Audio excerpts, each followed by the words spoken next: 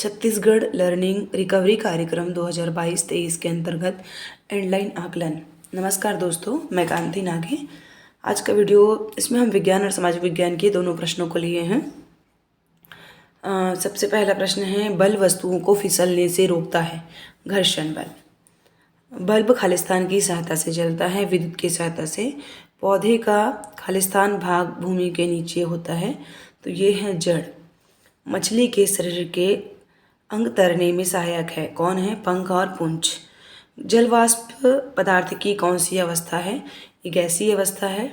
इसके गुण ये है कि इसके अणु जो है दूर दूर होते हैं। इसके आकार और इसके आयतन और आकार और आकृति दोनों ही अनिश्चित होते हैं। हाँ, स्थान घेरती है, इसमें भी भार होता है। ये सारे गैसीय अवस्था के गुण हैं।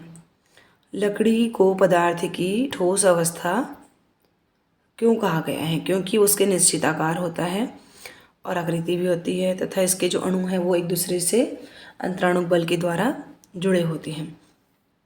दुकानदार आलू तौलते समय किस भौतिक राशि को नापता है? द्रव्यमान को। उसका एसआई मात्रक है केजी। निम्नलिखित पानी के स्रोतों को आकार के बढ़ते परिणामों में लिखिए, तो उसका है कुआं, तालाब, नदी, सागर। मिश्रण और यौगिक में दो अंतर बताइए। जो यौगिक और मिश्रण में अंतर, यौगिक में इसके अनुपात जो है निश्चित अनुपात में होते हैं। किसी भी पदार्थ या किसी भी तत्व के दो या दो से अधिक तत्व निश्चित अनुपात में मिलकर बनाते हैं यौगिक, जैसे कि पानी है। पानी का सूत्र देखिए H2O। इसमें दो हाइड्रोजन के परमाणु और एक ऑक्सीजन के परमाणु जो है मिलकर के पानी बनाते हैं, जो कि यौगिक है। वैसे कार्बन डाइऑक्साइड ये भी यौगिक है। और मिश्रण की बात करेंगे तो अनिश्चित, कोई अनुपात निश्चित नहीं होता। जैसे शक्कर का घोल बना लीजिए, नमक पानी का घोल बना लीजिए, इसका कोई अनुपात निश्चित नहीं है। मिश्रण एवं यौगिक का एक उदाहरण दीजिए। पानी, कार्बन डाइऑक्साइड, मिश्रण में हवा, जल वाष्प और साथ साथ उसमें क्या बोलते हैं, अभी जो हमने उदाहरण दिया नमक का घोल, पानी का घोल। पेड़ पौधे हमारे लिए काफ़ी उपयोगी है। उदाहरण सहित किन्हीं दो उपयोग के बारे में लिखिए। तो सबसे पहले बात तो ये, पेड़ पौधे से निकलने वाले ऑक्सीजन गैस हमारे श्वसन में मदद करती है। भोज्य पदार्थ हमें पेड़ पौधे से ही मिलता है। प्रदूषण कम करता है। और इसके उपयोग हैं औषधि के रूप में, भोज्य सामग्री के रूप में। किसी वस्तु पर बल लगाने पर उस पर होने वाले दो परिवर्तन लिखे। एक तो उसके आकार में परिवर्तन होता है, वो स्थान में परिवर्तन होता है, उसकी गति में भी परिवर्तन हो सकता है। इसको देखिए, किस प्रकार के बल का अनुभव किया जा रहा है। भोजन चबाते समय पेशी बल का। जब हवा में ऊपर फेंकी गई गेंद फिर से नीचे आती है तो गुरुत्वाकर्षण बल का। आगे देखते हैं। ये नदियों और तालाब का पानी किस प्रकार प्रदूषित होता है?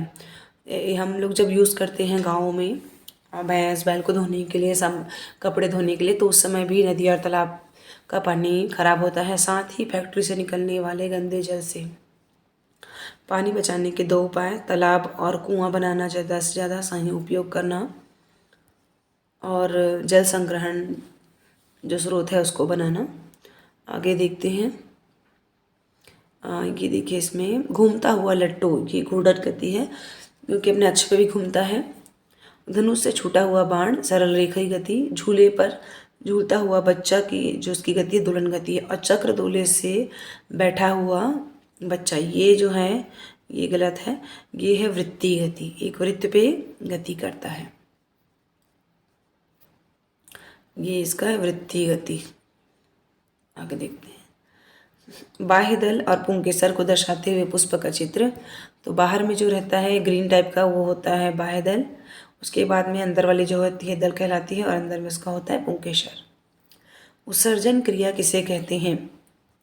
शरीर के लिए उत्सर्जन क्यों आवश्यक है? अपशिष्ट पदार्थ को शरीर से बाहर निकालना उत्सर्जन कहलाता है। और ये जो जहरीला पदार्थ है उसको, अमोनिया, उसको बाहर निकालना आवश्यक होता है।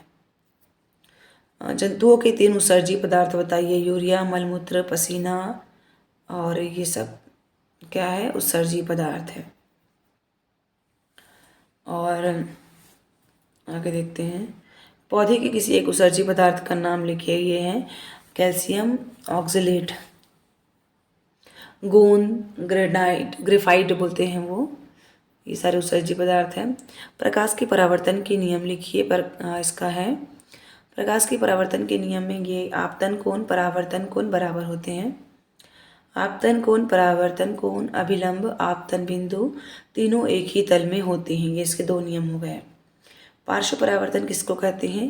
प्रतिबिंबी वस्तु की दिशा परिवर्तन को पार्श्व परावर्तन कहते हैं। अगर हम वस्तु का दायां भाग देखते हैं तो प्रतिबिंब में बायां भाग दिखाई देता है, और अगर बायां भाग देखते हैं तो दायां भाग दिखाई देता है। ये पार्श्व परावर्तन है। आभासी, अब अगला प्रश्न है आभासी प्रतिबिंब के दो लक्षण।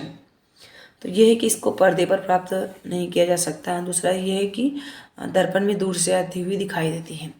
अब अगला प्रश्न देखिए, यदि परावर्तन कोण का मान 30 डिग्री है तो आपतन कोण का और परावर्तन कोण का मान लिखिए। हमने यहाँ पर नियम में पढ़ा है, देखो कि आपतन कोण और परावर्तन कोण दोनों बराबर होते हैं। तो जब परावर्तन कोण का मान 30 है तो आपतन कोण का मान भी क्या होगा? 30 होगा। आपतन कोण तो दोनों का जोड़ेंगे तो क्या आ जाएगा? 60। Thank you so much for watching this video. अगला वीडियो में हम सामाजिक विज्ञान का बनाते हैं, इसमें लंबा हो जाएगा।